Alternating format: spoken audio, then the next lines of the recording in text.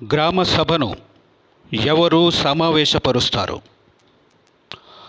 ఆంధ్రప్రదేశ్ పంచాయతీరాజ్ చట్టం సెక్షను 6లో 5వ నిబంధన ప్రకారం గ్రామసభ యొక్క సమావేశాన్ని పంచాయతీ కార్యదర్శి ఏర్పాటు చేయాలి. నిర్ణీత కాలములోనే కాక అదనంగా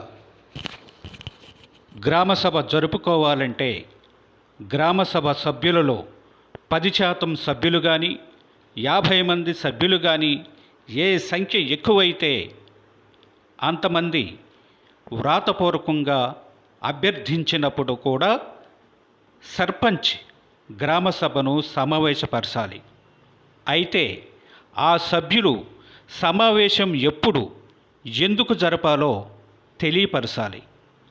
కార్యాలయపు పనివేళలలో తమ అభ్యర్థనను ప్రతిపాదించబడిన సమావేశపు తేదీకి 5 రోజులు ముందుగా గ్రామ పంచాయతీకి లిఖితపూర్వకంగా అందజేయాలి. అభ్యర్థనలో పేర్కొన్న తేదీన సర్పంచ్ సమావేశాన్ని ఏర్పాటు చేయకపోతే గ్రామసభకు నోటీసు జారీ చేయబడే నిబంధనల ప్రకారం సంతకం చేసిన అభ్యర్థులే సమావేశాన్ని ఏర్పాటు చేసుకోవచ్చు.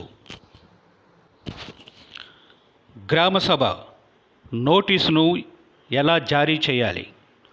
సమావేశం ఎక్కడ, ఎప్పుడు, ఎందుకు జరుగుతుందో 2 స్పష్టమైన రోజుల ముందుగా తెలియపరుస్తూ నోటీసు జారీ చేయాలి.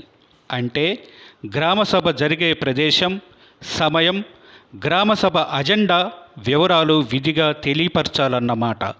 అలా గ్రామసభ నిర్వహణ విషయాన్ని గ్రామసభ సభ్యులకు తెలియపరచడానికి ప్రభుత్వ ఉత్తర్వుల సంఖ్య 367లో సూచించిన 3 పద్ధతులను అనగా గ్రామములో దండోరా వేయించటం ద్వారా, గ్రామములో 3 ముఖ్య ప్రదేశాలలో నోటీసును అందించడం ద్వారా, గ్రామ పంచాయతీ కార్యాలయ నోటీసు బోర్డుపై నోటీసు అంటించడం ద్వారా దీనిని ఖచ్చితంగా అవలంబించాలి.